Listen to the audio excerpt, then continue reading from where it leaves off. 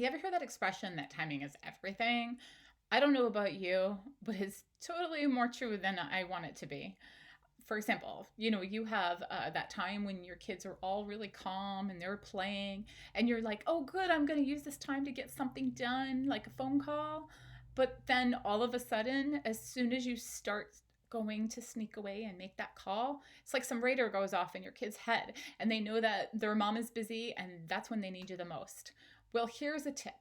When you know that happens, you can plan for it. You can look ahead, you can think about what might happen, and you can provide some guidance and set your child up so that you can still go make that phone call, except it's a more intentional, planned way with them. So let me give you another example. Have you ever been in a car driving along and you see a sign that says bumpy road ahead? So what do? You know there's a speed bump, so you change your behavior, right? You start thinking about how you're going to slow down in the car, or if you know this road already has a road bump on it, you actually change your directions perhaps and go a longer way so you don't have to hit speed bumps. So when do you want kids to get the most focused and listen to you? When you're about to give a direction, right? You also want them to be paying attention the most as soon as you give a direction so that they follow through and do what you ask them to do.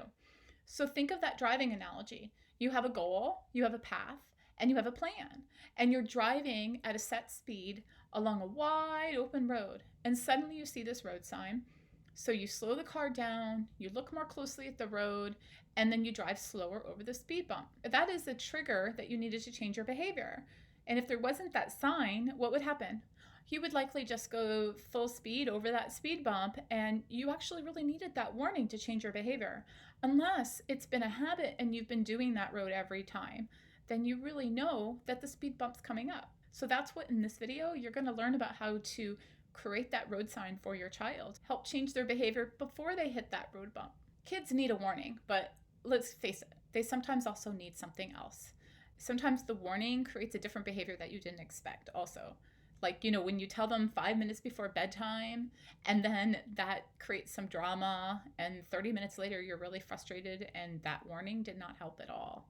So if you know that the warning is not going to help and create a bumpy road, then you really got to be thinking about that path to get them there. The connection and the presence tense of mindset are the two key ingredients. So like I said, if you know that a speed bump is coming up and it's going to ruin the bottom of your fancy sports car or ruin your night or change your route, then you don't just keep driving along at that full speed. You change your plan, you change your path. So you may not use the warning sign. You might not drive down that street and notice the warning sign. Instead, you're going to drive a different route, but you're still going to get to your same destination. So that's what you can do with kids. If you know that the warning isn't going to work, then try a different route. So let me give you another really fun example. I call it fun because to me it was fun energy that I used to use when I was working in birthday parties that had 20 or more kids. And I needed all of their attention to play a game or to give the instructions. But have you ever tried to work with 20 kids and say, okay, everybody go stand on that line? Yeah, especially when they're all excitedly hyper, that's just asking for trouble. And especially if you don't know them very well. So I had to work a little harder and think of a different path to get them to that line so I could give them the directions for the birthday party. So instead of asking them to go in line, I would throw in a silly and fun direction that caught their attention so they would be present in the moment right now, paying attention to whatever was going on instead of off playing and doing other things. It would call their attention to something in some silly way. And I did this before there were any concerns, before I actually gave the direction. But I knew I needed to change that path because if I just told them all, oh, in 5 minutes we're going to line up, that would probably create even more tension in getting them to follow directions. So here's one idea I would do. I'd be like, okay, everybody, let's run over here. We're going to play another fun game.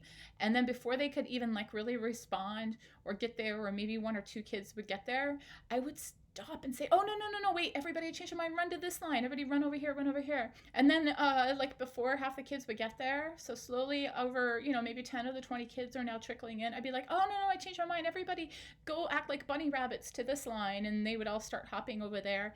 And then I would just be, okay, everybody put your thumb on your ear, put your thumb on your chin, put your thumb on your lips. And then all of a sudden, next thing you know, they're actually on a line, and they're quiet, and they're ready for directions. So before they knew it, They were all looking at me very quietly, and I had their attention to give them the directions for the game. So, if this can be done with a large group of children with high energy, you can do this with your child. There could be a whole other course about analyzing what interventions are needed if you know there's a bumpy road coming up. Like special education teachers and early interventionists, this is what they're trained for in the education world. They navigate what is the intervention needed for that individual child. But as you learn these new ideas, you really have to figure out what works best for you and your child. It's not a one size fits all. And sometimes what works in one setting doesn't work in another. So, like that whole birthday example I gave you, sometimes it worked indoors, but then when I went to a backyard party, it didn't work because it would be like the child's house and the child wanted to do their own thing because it was their house. So, my goal is really to just give you a variety of tools so you can use them and pull them out as needed. And sometimes you may go down this path and sometimes you might go down this path. But either way, you can avoid that bumpy road if you plan and try these different options. So here's what you want to do when you know that a bumpy road is ahead, such as telling them to clean up or brush their teeth or something like that. First step is to slow it down, stop and think about the behavior that you expect and how you plan to get their attention before you even give the directions. Then the second step is to reflect on your mindset. Are you present and ready to be present with your child? Or are you busy thinking about what's ahead in your day, or how much you need to get done, or how much you need your child to listen so you can just move on with your day? I get it. We're busy as adults. We are juggling many hats. We've got to work, we've got responsibilities around the house, and we've got our kids. And stopping to be in the moment with our child maybe is the last thing on our list when we just want them to listen to us.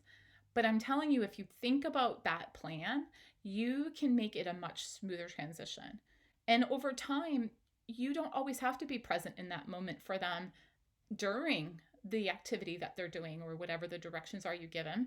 You just need to be present for them while you give the directions usually, or have a whole bunch of things in place beforehand so that you may not need to intercept in the same amount of time.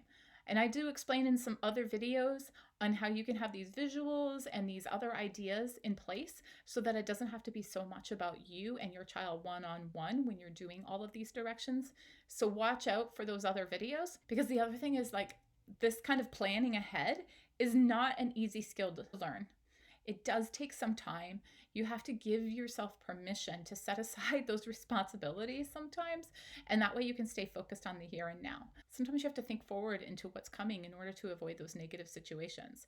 I recognize as a teacher, that's what I did all the time. So I was planning far ahead and thinking far ahead as to what I needed them to do. So then that way I could go back and eliminate all of these possible things, avoid these circumstances that might come up. But as a parent, I wasn't doing that. I would just full speed go ahead in what needed to be getting done. And that's when it was harder because I didn't navigate and plan for all those pieces. So you have to remember, you support your child in self-regulating and giving them that path to get there. So kids need adults to pace it for them. They're still learning how to self-regulate and have no idea on time management. So they need you as the adult to match their play, match their presence, and help regulate this for them. So I talked about stop and thinking, being present and pace it. And the third step is getting attention. You have to think about what are some quick ideas that you can use to grab their attention right away and match their present state. Because if, like, your child's all excited and you're in a calm state, you may need a distraction strategy to bring them down to your level. Or maybe you may choose to raise their energy level if you're excited and they're not. So here's some examples and ideas on how to get their attention. If your child is running all around and excited and active and you want them to slow down so they'll listen to you, and that way you can give a direction and they'll follow it, you may want to use an active, silly attention grabbing activity at first, and then plan to slow it down slowly so that they can calm their bodies and be able to focus. The other extreme is your child may be quiet and might be so lost in play that they're all calm and not wanting to get any kind of interruption. Then you would start with a much slower path, play alongside them, slowly get them to notice what you're doing and get them to become attentive to you. And then there's also lots of variations in between all of that. There are 5 key ways to grab their attention through play or humor. First one is add something to your body in an unusual way and act as if it's like normal, like, a wig or a sock on your hand or a shirt backwards. And try putting it on in front of them and see what happens. The second idea is to start using parallel talk. That means that you're talking about what you see. It's a way that you're not fully engaged in their play or what they're doing, but it's a way of showing that you're noticing. It could be about the child or about the items they're using. Like, oh, I noticed the car is going really fast down that ramp. The third idea is to pick up a toy or something similar with what they're doing and just play alongside them. A fourth idea is try self-talking with humor. So like describing what you do is called self-talk. For example, you can add some various voice pitches or some talk baby-ish kind of words, and you can mix it up. For example, I think I'm going to walk in circles, and just start walking in circles. You're going to catch their attention. And then that way you have a matched presence with them in order to give them the directions. A fifth idea is to start totally playing your own thing across the other room, but make some unusual noises or comments that they might hear also. For example, you grab a book and hold it upside down and look at the pictures. Why are these people all upside down? So whatever it is you do, again, all of these things are ways where you're being sort of in the moment and present, and then your child sort of notices these things. And it's a little step that you can try to do before you give them the directions. Because then once you join in the play or they join in conversation, then you can move on to the next. So you really have to think about which one of these would catch the attention, because they're really simple ways to shift a focus. It may not happen at once, and you may have to spend more time in one day and one another, or mix them up, and some of them mixed together. Try different ones on different days.